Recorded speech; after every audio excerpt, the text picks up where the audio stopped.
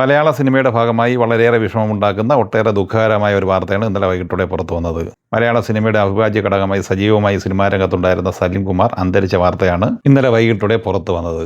അദ്ദേഹത്തിന് ആദരാഞ്ജലികൾ അർപ്പിക്കുകയാണ്, കുടുംബത്തെ അനുശോചനം അറിയിക്കുകയാണ്.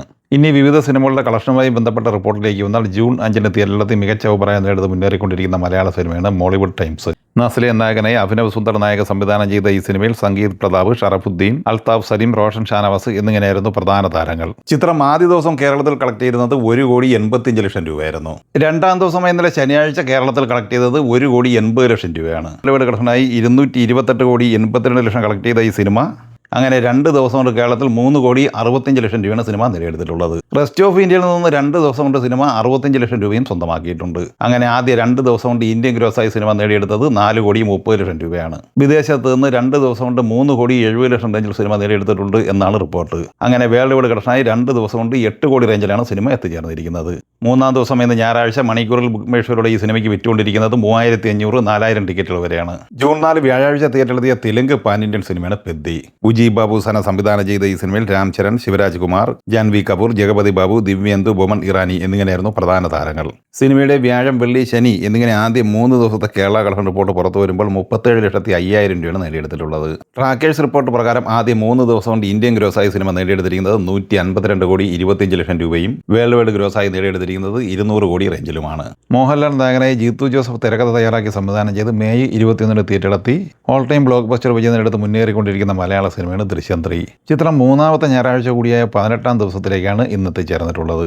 ചിത്രം 16ാം ദിവസമായ വെള്ളിയാഴ്ച കേരളത്തിൽ 82 ലക്ഷമായിരുന്നു കളക്ട് ചെയ്തതെങ്കിൽ 17ാം ദിവസവും 3ാമത്തെ ശനിയാഴ്ചയും കൂടിയായി ഇന്നലെ ഈ സിനിമ കേരളത്തിൽ കളക്ട് ചെയ്തത് 1,35,00,000 രൂപയാണ്.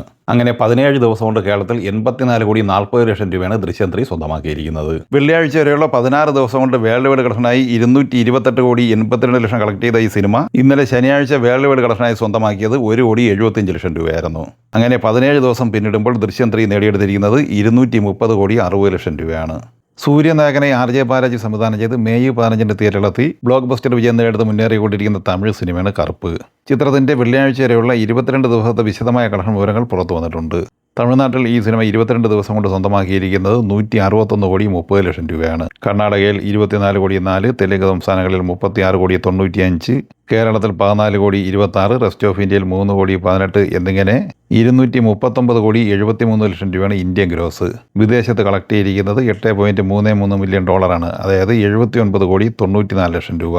അങ്ങനെ വെള്ളിയാഴ്ച വരെ 319,67,00,000 രൂപയാണ് ലോകമെമ്പാടുമായി കളക്ട് ചെയ്തത്.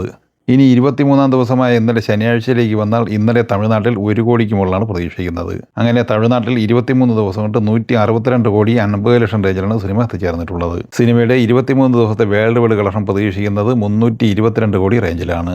മെയ് 14 തിയേറ്ററിലെത്തി സൂപ്പർ ഹിറ്റ് വിജയം സ്വന്തമാക്കി ഇപ്പോഴും മികച്ച ഹോൾഡുകളിലെടുത്ത് മുന്നോട്ട് പോകുന്ന മലയാള സിനിമയാണ് അതിരടി. അരുൺ അനിരുദ്ധൻ തിരക്കഥ സംവിധാനം ചെയ്ത ഈ സിനിമയിൽ ടോവിനോ തോമസ്, ബേസിൽ ജോസഫ്, വിനീത് ശ്രീനിവാസൻ, റിയ ഷിബു, സെറിൻ ഷഹാബ് എന്നിങ്ങനെയായിരുന്നു പ്രധാന താരങ്ങൾ. ചിത്രം ഇന്ന് 4ാമത്തെ ഞായറാഴ്ച കൂടിയായ 25ാം ദിവസത്തിലേക്കാണ് എത്തിച്ചേർന്നിട്ടുള്ളത്.